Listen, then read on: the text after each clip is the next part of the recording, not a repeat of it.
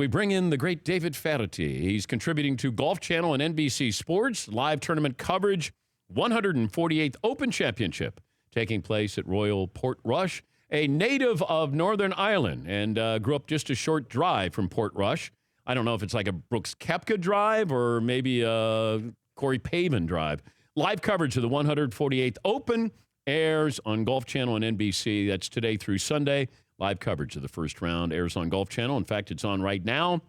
Second round beginning Thursday night at 1:30 a.m. Eastern. Good morning, David. How are you today? I'm great. Thanks, Danny. Thanks for having me on. Okay, how far away did you live from this golf course, Royal Portrush? About an hour and 15 minutes from this one. Okay. If I told you 20 years ago, 15 years ago, 10 years ago that Royal Portrush was going to host the Open Championship, what would you have said? I would say, you'd lost your mind. I never thought I'd see it in my lifetime, Dan. But when you talk about, the locals there talk about the troubles, how bad was it? Because I never visited Northern Ireland. I stopped at Dublin. But what was it like, and what is it like now in Northern Ireland? Well, the trouble is the most recent version of them, because there's been trouble brewing in Ireland, since 1690. And it was the day after my 11th birthday in 1969 that it really sort of kicked off. And, I lived in an area that wasn't particularly touched by it, but I was only a few miles from where it was pretty bad, that's for sure. And we lost nearly 4,000 people over the kind of 30 years that the main difficulties were. And we would hear explosions, and I actually worked at Balmoral Golf Club as an assistant, which is really in the war zone in Belfast, and we'd hear explosions pretty much every day. There were, street roadblocks and riots, and it was an interesting time. How did they get the Open? Well, I think that, from the signing of the Good Friday Agreement in 1998, the province has been considerably more peaceful. And it's with big sporting events these days, security is always a concern, no matter where in the world it is. So I think the R&A looked at, and Royal Portrush is such a jewel of a golf course. It was about time, that the British Open came back to this particular part of the UK. He's David Feherty, and I wanted to look and see what your career was at the Open Championship. You played in 12, you missed the cut 6 times. Yeah. Top 10 twice at Royal Troon and Turnberry. Yeah. Okay. That's good. I was never going to win the Open. No, that wasn't going to happen. But do you wonder could you have had your personality now with that David Feherty? Would you have been a better golfer? Yes. Yeah, there's no question. But, hindsight is 20/20, Dan. I mean, I think most people look back and think, well, if it'd been that way or if I'd been this way, it's the older you get. I'm trying to tell my 21-year-old daughter at the minute, when I was 16, I thought I knew everything. And then when I was 21, I realized that, I didn't know anything when I was 16. Well, that doesn't change. It just keeps going like that until you lose your marbles. Rory McIlroy, a lot of pressure going into this week, and I think you were either all in with Rory being the guy to beat, or there was too much pressure of his home course, and we saw that from the first hole where he had an 8. How does that happen with a guy like Rory on a course he's played hundreds of times, and you end up with an 8 on the first hole at your home course in the Open Championship? Yeah, that's a good question.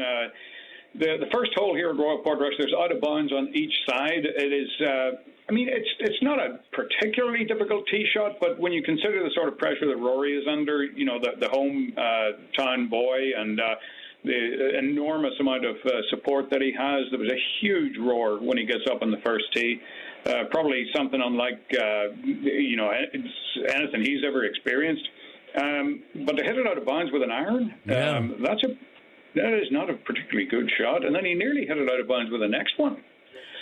So he's back to, I think, +3 at the minute. If he can get it back to, close to par, he's by no means out of this. But, starting with an 8, man, although I suppose there's nowhere to go but up. But then David Duval had a 13, and I know David doesn't play that much competitively, but he had a 13.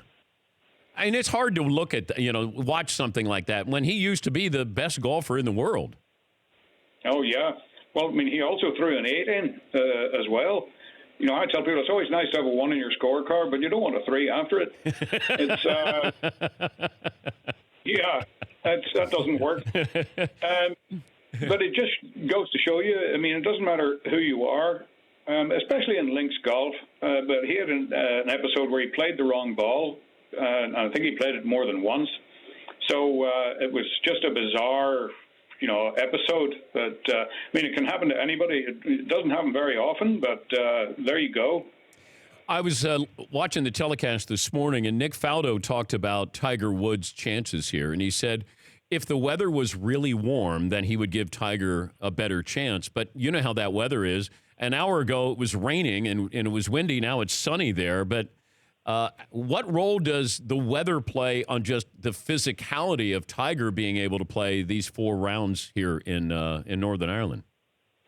Yeah, I mean, he doesn't have a terrific track record in bad weather. You get some players that can just, bring it to another level in bad weather. Tom Watson was maybe the greatest bad weather player of all time. Sandy Lyle, it was another one. When he had his waterproofs on, he was generally in front or close to it.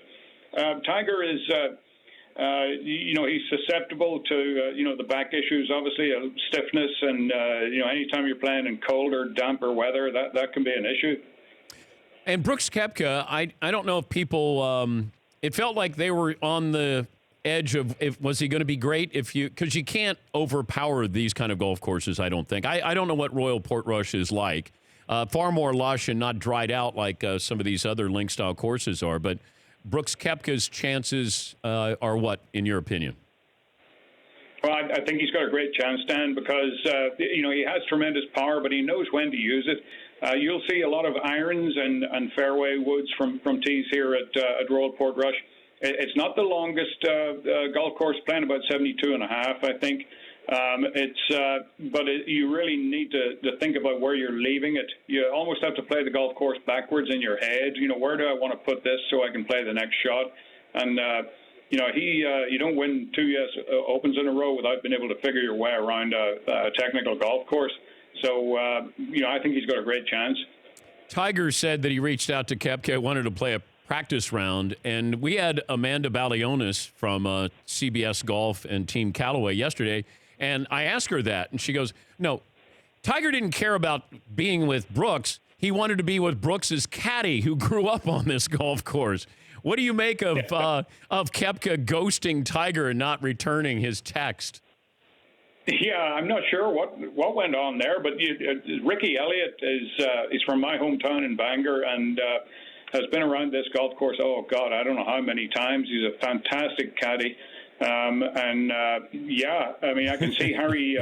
I can see the Tiger might want to pick his brain, or it would be more likely that his caddy would pick his brain. If we were in Northern Ireland, what are we eating? Oh, fish and chips. You can still get them served in the newspaper, with plenty of salt and vinegar. Yeah. There's Irish stew. But the cuisine here has become considerably more sophisticated over the years. But you have to have an Ulster fry for breakfast. That would be bacon, sausage, eggs, fried soda bread, potato bread, and possibly baked beans thrown in there as well. And a defibrillator? I'm sorry, did you? Yeah. No, it sounded like somebody squeaked on the line there. Oh, no, you got the wrong guy there. Yeah. Do you still have that fart bag that you used to carry around with you? No, I lost it. I don't know what happened to that. I had that and a rubber chicken, which also made a farting noise. Yeah. And we've Yeah, come I up. used to carry the rubber chicken in my bag, for some odd reason. Yeah. What do you think about this? A cop show set in Great Britain, and we call it Bangers and Mash. Those are the two characters. Yeah, yeah. What do you think? Like Starsky and Hutch, but the Irish version? Yes, like Colin Farrell, and then, I don't know, throw in somebody else. Who else would you throw in there?